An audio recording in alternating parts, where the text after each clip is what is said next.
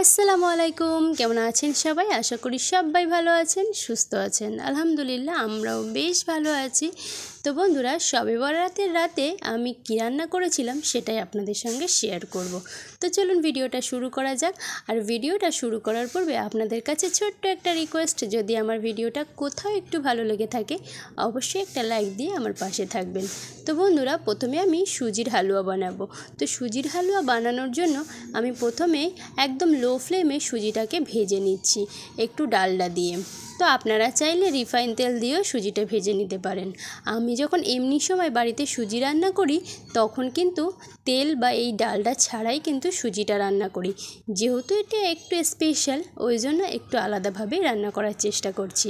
তো বন্ধুরা, ডালডা দিয়ে সুজিটা একদম লো ফ্লেমে ভেজে নেওয়ার পর এই যে এরকম কালার হয়েছে, খুব সুন্দর কালার এসেছে।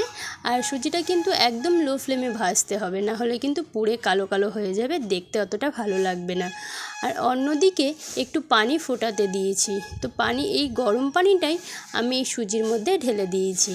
আর দিয়ে দিয়েছি তেজপাতা, কাজু বাদাম, কিশমিশ, এলাচ, লবঙ্গ, দারচিনি, আর কিছু না।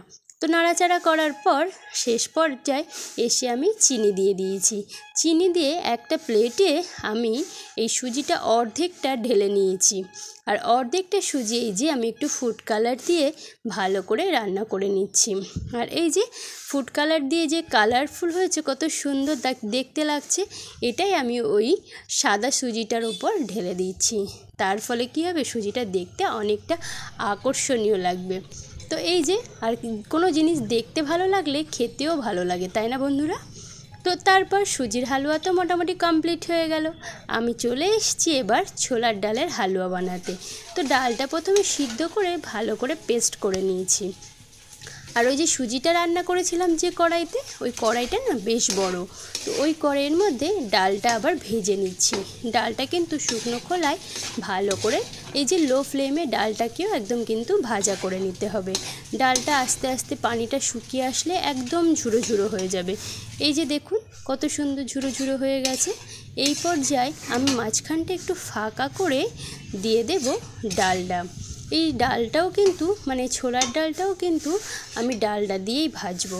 প্রথমে কিন্তু বন্ধুরা পানিটা শুকিয়ে নিতে হবে। এই যে ঝুরি ঝুরি হয়ে গেলে এই পর্যায়ে এসে কিন্তু ডালডাটা দিয়ে দিতে হবে। আর ডালডাটা দিয়ে ভালো করে নাড়াচাড়া করতে হবে, আর একটু কালার আসার জন্য অপেক্ষা করতে হবে। আর এই পুরো প্রসেসটা কিন্তু একদম গ্যাসের আঁচটা একদম লো করে রাখতে হবে, না হলে কিন্তু পুরো কালারটা একদম নষ্ট হয়ে যাবে। তো এই যে এই পর্যায়ে এসে আমি অল্প একটু পানি দিয়ে দিচ্ছি আর দিয়ে দিচ্ছি চিনি। এবার আমি ভালো করে নাড়িয়ে নেব। ভালো করে নাড়াচাড়া করতে করতে চিনিটা গলে আসলে এরপর আমি একে একে সব মশলা দেব। কিন্তু তার আগে আমি এই যে হালুয়াটা একটু কালারফুল করার জন্য একটু ফুড কালার দিয়ে দিচ্ছি। তাতে কী হবে, হালুয়ার কালারটা আরও সুন্দর হবে। আপনারা চাইলে নাও দিতে পারেন, তবে আমার কাছে কালারফুল জিনিসটা অনেক ভালো লাগে, তো সেই জন্য আমি একটু ফুড কালার দিয়ে দিচ্ছি। এই পর্যায়ে এসে বেশ ভালো করে নাড়াচাড়া করে নিতে হবে।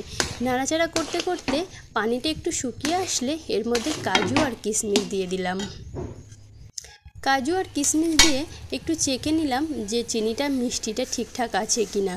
তো মিষ্টি দেওয়ার পর চিনিটা যখন গলে গিয়েছে তার উপর আমি একটু এলাচ আর দারচিনি, লবঙ্গ আর দুটো তেজপাতা ছিঁড়ে দিয়ে দিয়েছি। আর এই যে মিষ্টি কোনো জিনিস রান্না করার সময় একটু লবণ দিলে না মিষ্টির স্বাদটা বেশ ভালো লাগে। আর অনেকে লবণ দেয় না, কিন্তু আমি কোনো মিষ্টি জিনিস রান্না করার সময় একটু লবণ দিয়ে দিই। তাতে আমার মনে হয় যে মিষ্টির স্বাদটা খুব ভালোভাবে উপভোগ করা যায়। তো আপনারা কারা কারা এই যে মিষ্টি জিনিস রান্না করার সময় লবণ দেন আমাকে অবশ্যই কমেন্টে জানাবেন। তো বন্ধুরা, হালুয়াটার কালারটা কত সুন্দর হয়েছে দেখতেই পাচ্ছেন। আর ফাইনাল লুকটা এই যে একটা প্লেটে আমি হালুয়াটা ঢেলে পিস পিস করে নিয়েছি। তো এটা কাটতে কিন্তু আমি কাটিনি, মা কেটেছে, ওই জন্য একটু ট্যাড়া ব্যাকা হয়ে গেছে। তো যাই হোক, কাটার পর ওর ওপর কাজু আর কিশমিশ আমি বসিয়ে দিয়েছি। আর শেষ পর্যায়ে আমি এবার রুটি বানাবো। তো রুটিটা বানানোর জন্য পানি ফোটাতে দিয়েছি। তো পানিটা ফুটে এলে একটু লবণ দিয়ে দিয়েছি, স্বাদ মতো, যতটা লবণ প্রয়োজন ঠিক ততটা।